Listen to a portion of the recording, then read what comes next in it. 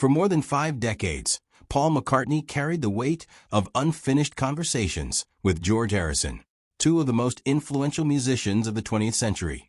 They built the foundation of the Beatles together.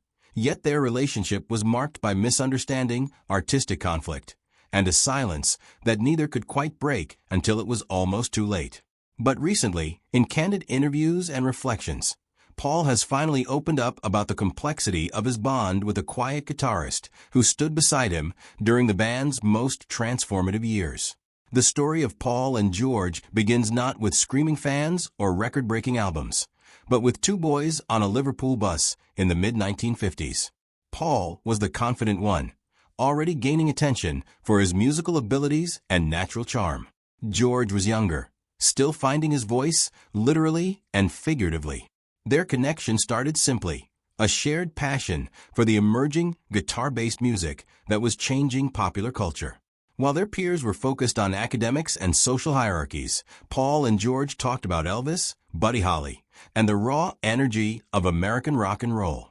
What began as casual conversations would eventually reshape music history, yet neither boy could have known that their friendship would be tested by the very success they would help create.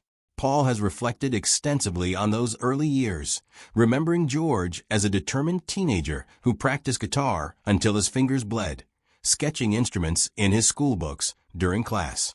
George was hungry to prove himself, and Paul saw that hunger.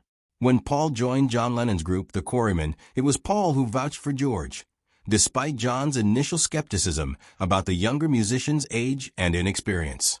Paul saw potential that others missed. He saw a brother. The relationship deepened through the early 60s as the Beatles transformed from Liverpool's local sensation to a global phenomenon. But with that ascension came a fundamental shift in their dynamic. Paul, naturally gifted at arrangement and production, began to assert himself in the studio. He had visions for how the Beatles should sound, and he pursued those visions with relentless focus. For George, this was exhilarating at first, but gradually it became suffocating. Paul has only recently begun to fully comprehend how his creative drive, which the world celebrated, felt to George like exclusion. "I was just trying to make the best records we could," Paul reflected in a recent interview. "But I didn't always see what George was seeing. I didn't understand that he felt pushed to the side. I thought I was helping. I thought I was leading. And I was, but at a cost I didn't fully appreciate." The tensions became impossible to ignore by the late 60s. When the Beatles recorded their landmark albums, George's compositions were often relegated to single tracks on sprawling records, while Paul and John's work dominated. George had been writing songs of remarkable depth and spiritual insight, but the studio hierarchy made it clear whose voice mattered most in the band's direction. Paul now acknowledges that he underestimated George's songwriting abilities, something he describes as one of his great mistakes. "Looking back, George was writing some of the most beautiful songs I've ever heard," Paul said, "but I didn't give them the space they deserved. I was young, I was ambitious, and I couldn't see past my own vision for what the Beatles should be. That's something I've had to live with, and it's something I deeply regret." The breaking point came in January 1969 during the Let It Be sessions. George, frustrated by what he perceived as Paul's dismissive attitude toward his contributions, walked out of rehearsals. It was a shock to everyone. While John had threatened to quit before, George's departure seemed inconceivable. The Beatles needed him. When he returned 12 days later, something fundamental had shifted. The band would never be the same. That same year, the Beatles recorded Abbey Road, and George finally received the recognition that had eluded him for years. Here Comes the Sun and Something were undeniable masterpieces, and suddenly the world could see what Paul had been slow to acknowledge. George Harrison was not just a guitarist. He was a major songwriter and artist in his own right. Even John Lennon admitted that Something was the best track on the album, a rare acknowledgement that must have stung Paul in ways he didn't initially reveal. "When I heard those songs finished, when I heard the world respond to them, I had this moment of clarity," Paul has explained. "I realized that George had been operating at a genius level the entire time. I just hadn't been listening. And by then, it felt too late to fix things between us." After the Beatles disbanded in 1970, Paul and George pursued separate paths, and the professional separation became personal. George openly stated in interviews that he couldn't imagine working with Paul again, that he found him overpowering and controlling. These words clearly hurt Paul, though he tried to appear unbothered at the time. In private, the sting was real. It's hard when someone you've known your entire life, someone who is like a brother, says they don't want to work with you. Paul reflected years later. George had every right to feel that way. I wish I had understood it sooner, when it might have mattered more. The 70s and 80s were marked by distant respect rather than warm friendship. They occasionally crossed paths at industry events, and there were tentative moments of connection. But the wound was deep. George seemed content with his solo career and his spiritual pursuits, while Paul threw himself into relentless creative output and commercial success. To outsiders, they were two former bandmates who had moved on. To those who knew them, there was an unresolved sadness to their separation. Everything changed in the early 90s when the possibility of working with John Lennon's unreleased demos emerged. The Beatles engineer asked if Paul and George would be willing to collaborate on adding music to John's voice.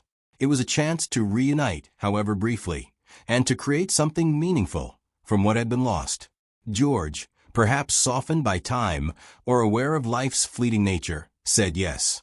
When George came back into the studio, it was like no time had passed, but also like everything had changed, Paul remembered. There was this weight of history between us. All those years of silence, all those things unsaid. But there was also this incredible pull, this recognition that we were still connected, no matter what. The reunion wasn't seamless. George and Paul still disagreed on artistic decisions. George wanted simplicity and clarity. Paul wanted richness and complexity. They had different visions for how John's voice should be treated, how the songs should be arranged. But something had shifted. They could disagree without anger. They could create together without resentment. They were older, wiser, and perhaps finally able to see each other as whole people rather than through the lens of old wounds. I told Paul he needed to bring in outside help, George said at the time. Not because I didn't trust him, but because we needed someone to help us see past our own patterns. And Paul listened. That was different from before. He actually listened. Paul has spoken about how much that moment meant to him, being heard by George in a way he hadn't been in years. George wasn't trying to hurt me anymore. He was just trying to make good music. And I finally understood that his way wasn't wrong. It was just different from mine. Both approaches had value. As the 90s progressed and George's health began to decline, Paul found himself in a position he never expected. Despite all their conflict, despite the years of silence, he realized that George mattered to him in a way that transcended the past. When George faced his battles with cancer, Paul visited him. These visits were quiet, sometimes awkward, but genuine. They talked about their lives, their families, their shared history. They talked about the music they'd made together and the world they'd helped create. In those final conversations, all the ego fell away, Paul has said. We were just two old friends who had lived through something extraordinary together. I held his hand, and it felt like we were kids again, before everything got so complicated. Paul has been particularly eloquent about his final visit with George in the hospital. We joke around like we were teenagers, he recalled, his voice still carrying emotion years later. We talked about silly things, ridiculous things. It was like we were dreaming, and I realized that George was still my little brother. That's what he always was, underneath everything else. When George died in November 2001, Paul felt the loss on multiple levels. It was the loss of a musical partner, a historical figure, a connection to the band that had defined his life. But more than that, it was the loss of someone he loved, someone he had finally begun to truly understand. I wish I had told him more, Paul has said. I wish I had said more of what I felt. But I also know that he understood in the end. We found our way back to each other. It took decades, but we did. Since George's death, Paul has made a conscious effort to honor his memory and to share the fuller picture of their relationship. He's spoken about George's genius as a songwriter, something he was too blind to see during the Beatles' peak years. He's acknowledged his own shortcomings as a bandmate and friend. He's shared stories of their connection that reveal the depth of feeling beneath the conflict. George Harrison wasn't just a member of the Beatles, Paul has emphasized.